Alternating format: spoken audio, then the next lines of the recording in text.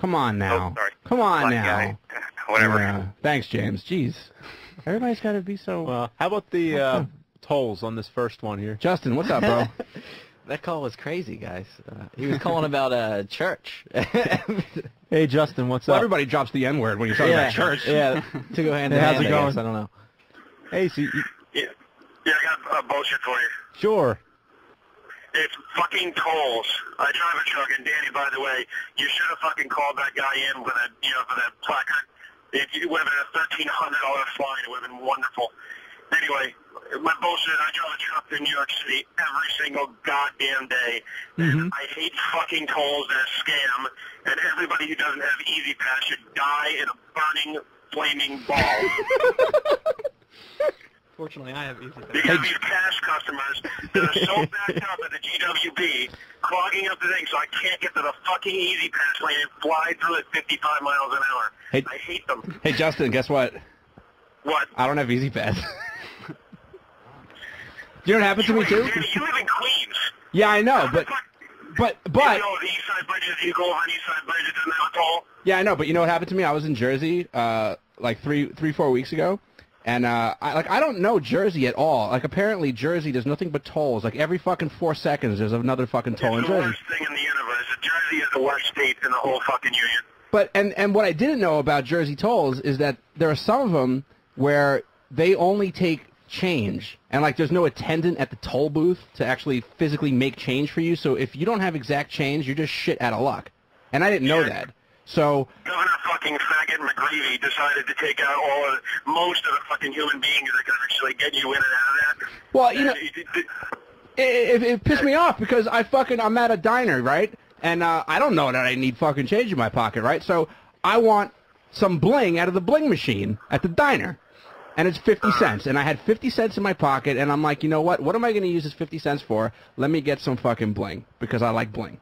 Like when I go to Dave & Buster's, I'm always addicted to the bling machines. I want bling. So I spend 50 cents, and I get my bling. And then on the way home, there's a toll. And it says exact change only. And like a fucking asshole, I don't have any change in my car. So I sat there at the toll waiting for cars to come. Well, first what I did was I started looking on the floor because I figured, you know what? There's going to be change on the floor. Because it's one of those shitty fucking baskets where you got to throw your fucking your change into the basket for the toll to go up. So I look on the floor. I found like 20 cents or whatever. But the toll, and this is great too, 30 fucking cents for a toll? What the fuck? Who gives a fuck? What is the fucking point of collecting 30 cents for a toll? Let me get on the highway. You're on the Parkway, weren't you? Yeah, wherever. I don't know. It's fucking Jersey. It's a fucking maze of highways. It's worse, Danny. It's 35 cents. So that means you gotta have a quarter and a fucking dime. It's the worst thing. That's what fucking makes the people who won't get the fucking Easy Pass because they can track you. Yeah, but dude, now it's even fucking worse. Bro, I had to wait for fucking cars, and like I don't know where the fuck I was, right? I don't know if it's a busy place or anything. So I waited for fucking 20 minutes for a guy to roll up in his car so I could ask him if he had fucking change for the toll. It's a good thing you did, though, because, what they have fucking cameras in every lane. They take a picture of your goddamn thing, and then they send you a piece of paper that says, we want our 35 cents. Bro, blowing our goal. they scared me. We want $26 for a fine because we said so. Dude, I freaked out because then after that one, right, there was another one that was like $1 or whatever, so I didn't have it. It's every 20 miles on the Garden State Parkway. You have to stop. It's not like the turnpike where you just pay when you get on and when you get off you have to stop for a second. On the Parkway, it stops traffic in the middle of the fucking road, not on the exit ramp. The Parkway is a disaster every summer with all you fucking Long Islanders coming down to our beaches because all the what's ruined yours. That's besides. But the point is that I didn't have money for this next toll. So now I'm freaking out because I just went through and I took that little dumb envelope that you're supposed to send the toll in. So now I'm freaking out every day waiting for the mail, and I'm like petrified that I'm gonna have this like $1,000 fine because I skipped out on a fucking $1 toll in Jersey. So you know what? You and your tolls can go fuck yourself. You're right, Justin. Tolls are fucking bullshit. Thanks for calling, bro. Hey, what's up? Did you ever find a remote controller that worked with the 5200? At the end of the video, you said you bought it on eBay, right? Did you ever find one that works? Because I have a fucking 5200 that works with controllers that don't. I got one though. Where do you find them? eBay, but you got to get somebody who actually reconstructs them or whatever, like actually gets the fuckers to work. So you gotta be fucking kidding me. There's somebody out there who spends his time reconstructing old controllers. Well, some people do it. Yep. Needs to die too.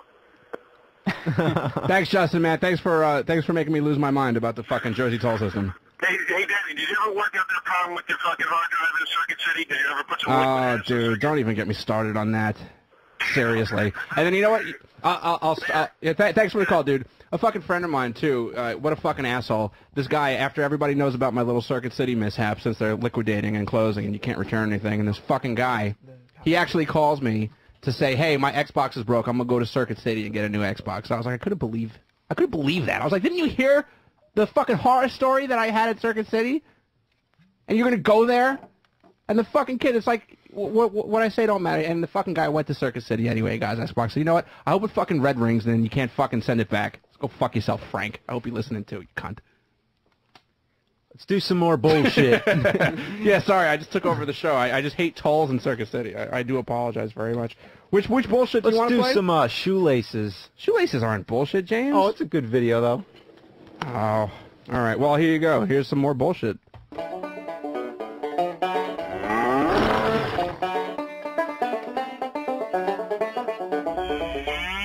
You know what's bullshit? Shoelaces. What's wrong with them? They're assholes. They always come untied at the most inconvenient moment, like when you're on an escalator or walking through a crowded city street. You can double knot them, triple knot them, quadruple knot them, fucktuple knot them, whatever. They always find a way to untie themselves, just to be dicks. Remember Velcro shoes? Those were awesome, because you didn't have to put up with that shit. Wow, I remember the last time I wore a pair of those, I was in 4th grade. Kids on the school bus would make fun of me because they said I didn't know how to tie my shoes. Well, I knew damn well how to tie my shoes, it's just that I didn't fucking feel like having to tie them. Remember bow biters? We should bring those back too. Or better yet, remember the movie Back to the Future 2? The self-lacing Nike shoes? Yeah, that's what I'm talking about. If the year 2015 comes and we still don't have those power laces, all I'm going to say is, that's bullshit.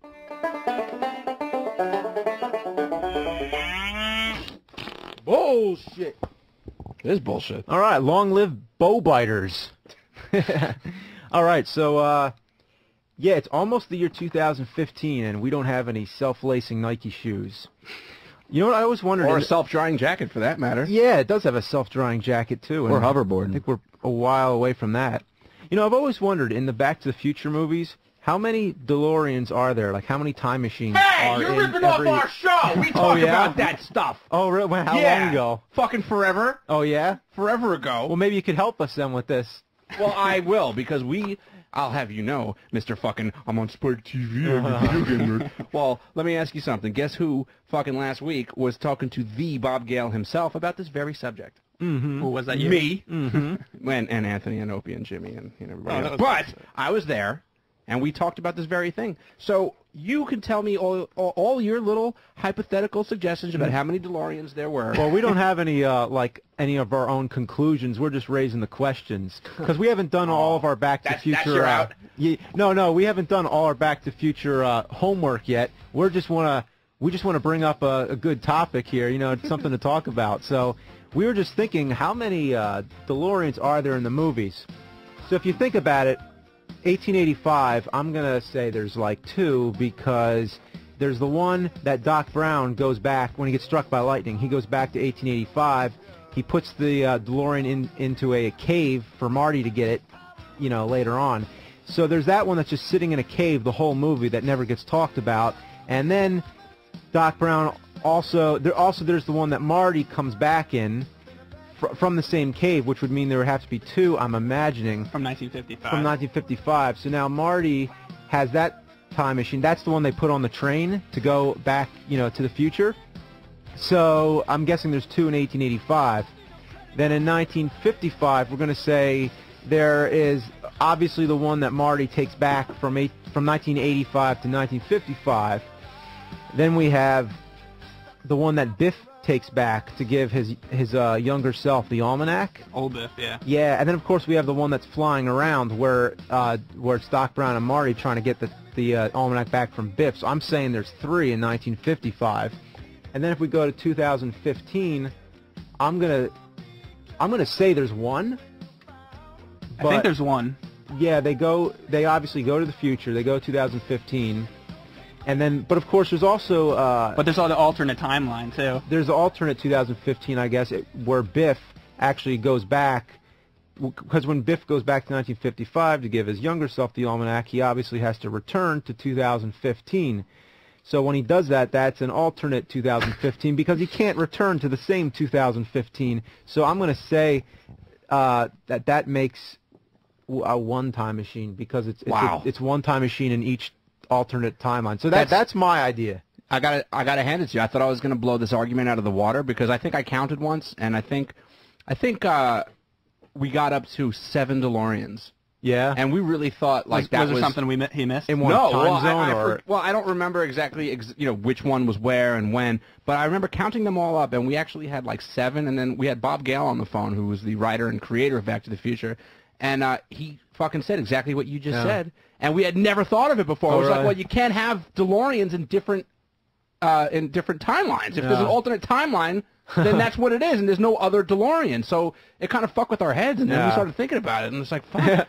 When they wrote those movies, they got their shit together. When they wrote those movies, they got it solid. Dude, they did. Yeah. That whole trilogy. I mean, look. No one's favorite Back to the Future is 3. Yeah. No. Except for whose favorite is 3?